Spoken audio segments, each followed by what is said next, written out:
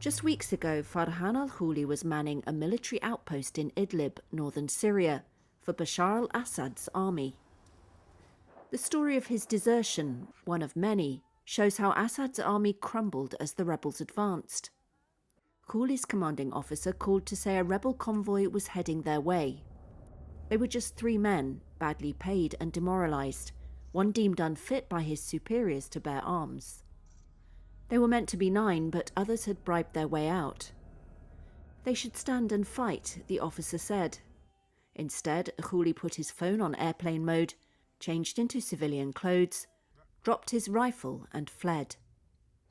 Ending up in Damascus, now taken by the rebels, where he got this job at a horse stable. On the road he saw other groups of deserting soldiers. Those who were with me in the room, I no longer know anything about them. Everyone went in a different way. Some went this way, others went that way. I wanted to reach the highway, because if I reached the highway, I would no longer worry. I reached Home, I reached Homs. I have no problem. I saw all the people gathering. It was over. They fled. The whole area was gone. I said, praise be to God. I am here. By God Almighty. When they said that the whole area had fallen, I started to cry with joy. Reuters spoke to a dozen sources, including Syrian military and security sources and militia commanders. As Aleppo came under attack in late November, army units were not given a clear plan, but were told to work it out for themselves, 2 Syrian security sources said. Within 2 weeks, the rebels had toppled Assad's brutal regime.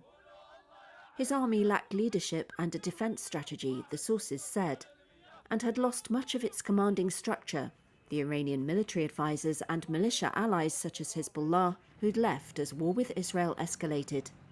The army also lacked loyalty, as Khouli's story describes. Khouli didn't want to sign up, but says he was forced to. He ended up at that remote post in Idlib because he'd tried to desert once and been jailed for it.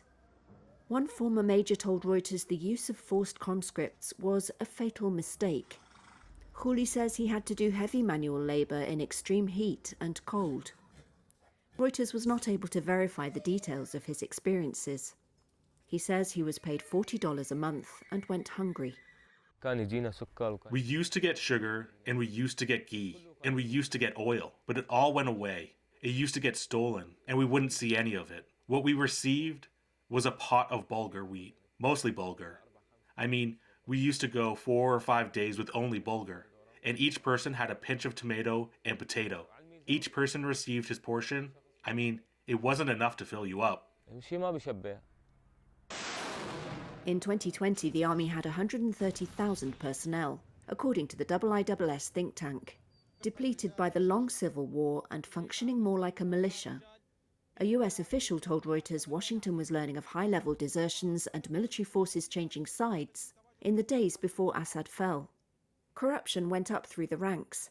Colonel Makhlouf served in an engineering brigade stationed in Hama, but said he deserted before the city fell on December 5th.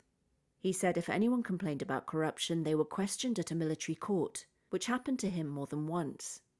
A serving senior military intelligence officer told Reuters anger had been building against Assad personally within the military, especially over the past year, including among core high-ranking supporters from his minority Alawite community. Despite his army past, Khouli says he has no fear for the future. I'm happy and at ease, he says. I'm not afraid at all.